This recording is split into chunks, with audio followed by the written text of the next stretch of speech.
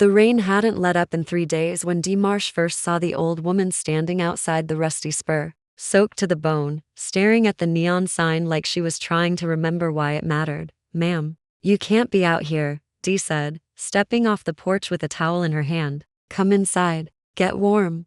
"I'm sorry," the woman whispered. "I just wanted to rest a while. This place, it feels like somewhere I used to know." Carol Vance, who ran the diner and the garage bay behind it, with a fist tighter than a lug nut, came storming out before Dee could even get the woman through the door. "We are not a shelter. Dee, get her off this property. She's shaking." "Carol, look at her.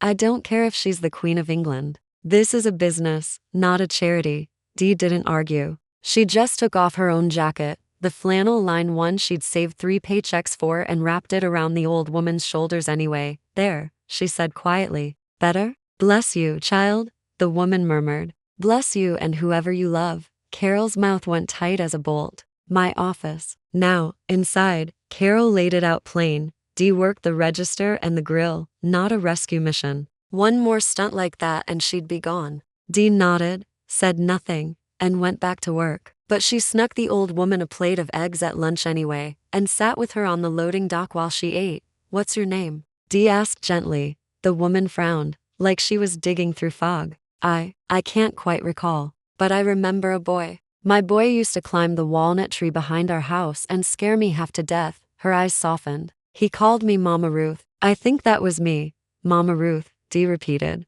"I like that. Let's go with that until we find your real one." Every day after that, Dee brought her something. Soup, a blanket, a ride to the free clinic in town. Carol caught her twice more and threatened her job twice more, but Dee kept coming back. Because something about Mama Ruth's eyes reminded her of somebody who'd once shown her kindness when nobody else would. Then, on a gray Tuesday morning, Mama Ruth collapsed behind the diner. "Somebody call an ambulance." Dee screamed, catching her before her head hit the gravel. "Mama Ruth, stay with me. Please, stay with me."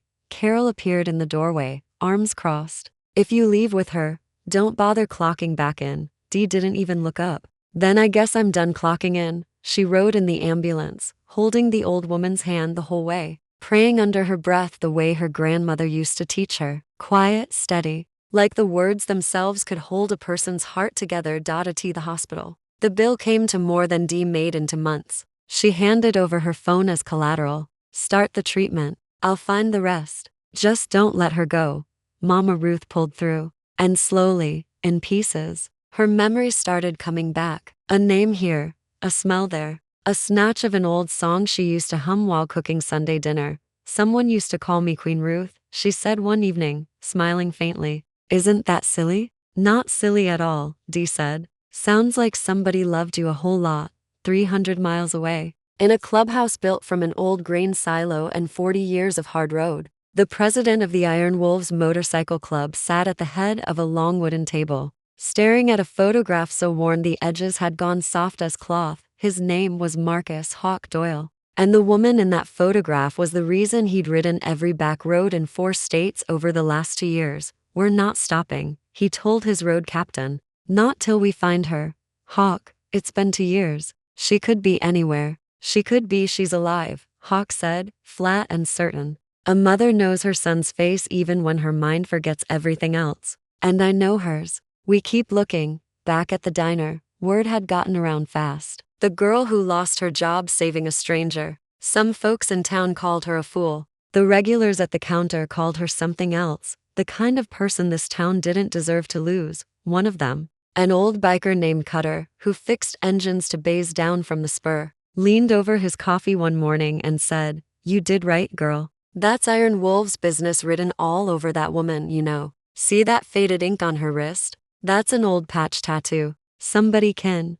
Dee's stomach dropped. "You mean she belongs to a motorcycle club?" "I mean, somebody out there's been tearing up asphalt looking for her." That night, back at the boarding house where Mama Ruth was staying, the old woman gripped Dee's hand with startling strength. "There's an address? I remember it now. Please take me there." They found the house at the end of a dirt road outside Cedar Hollow, shutters hanging loose, weeds up to the porch rail. "They moved on years back," said a neighbor, sweeping her steps. "But I remember the family. The boy Marcus, I think never stopped coming around asking after his mother. Broke my heart every time, Marcus, Mama Ruth whispered, and something in her face cracked open like sunlight through storm clouds. My Marcus.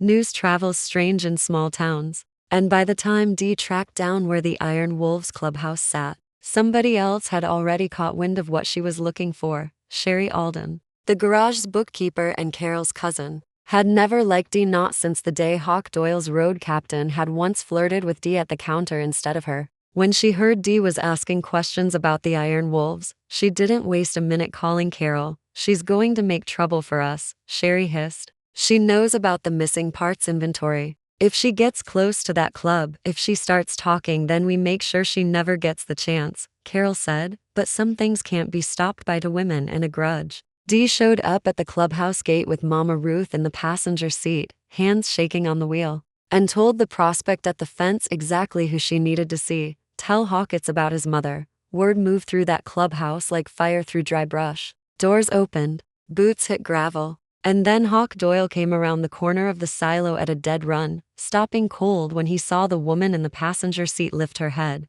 Mama? Danny, she breathed, the old childhood name slipping out before she even knew why. My boy, my Danny. Hawk was on his knees at the truck door before Dee could even cut the engine, holding his mother's face in his hands like he was afraid she might vanish if he let go.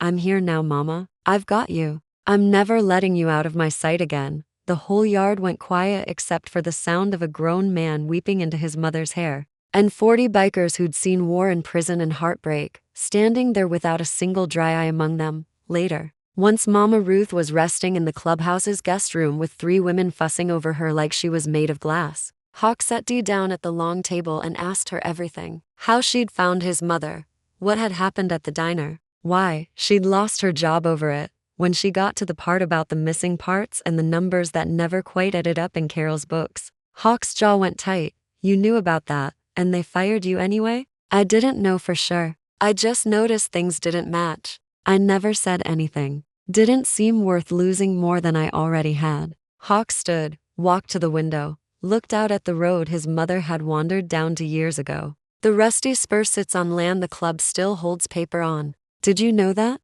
Dee blinked. No, Carol's been paying us rent on a lease we forgot we still owned, because my father let that business run itself before he passed. That ends today. He turned back to her. And so does Carol Vance's management of it. Within a week, the diner had a new manager, a young woman with grease under her fingernails and a heart too big for her own good. Sherry disappeared from the books not long after. Once the real numbers came out, Mama Ruth grew stronger every day, her memory returning like tide coming back to shore. And Hawk, a man who'd spent 2 years chasing ghosts down empty highways, found himself, more often than not, standing a little too close to the woman who'd found what he couldn't. You saved my mother, he told her one evening on the porch, the sun dropping gold behind the ridge. You gave me back the only family I had left. I just did what anybody should have done. No, he said quietly, not anybody, you. 6 months later, the rusty spur had a new coat of paint, a full staff, and a framed photo behind the counter of an old woman in a leather vest to sizes too big for her, grinning like she owned the place, because in every way that mattered, she did. Mama Ruth caught her son watching Dee across the yard one evening. The way his whole face changed when she laughed. You've got that look again, she said, nudging him. What look, Mama? The one that means you're about to do something brave. Hawk didn't deny it. That night, under string lights strung between the clubhouse and the old oak tree, in front of every patch member who'd ridden through storms looking for a woman none of them had ever met, Marcus Hawk Doyle got down on one knee in the gravel and held out a ring that had once belonged to his grandmother. Grace, he started, then laughed at himself. Sorry, Dee, you've turned my whole life right side up. Will you ride the rest of this road with me? Dee didn't need to think about it. Yes, I will. The yard erupted, boots stomping, glasses raised, Mama Ruth crying into a napkin and laughing at the same time, telling anybody who'd listen that she always knew, from the very first plate of eggs, that this girl had a soul worth following home, because sometimes the smallest act of kindness, a jacket given away in the rain, a plate shared on a loading dock, is the very thing that turns two lost strangers into a family. And sometimes the longest road a person rides isn't the one under their wheels, but the one that leads them, at last, back to where they belong.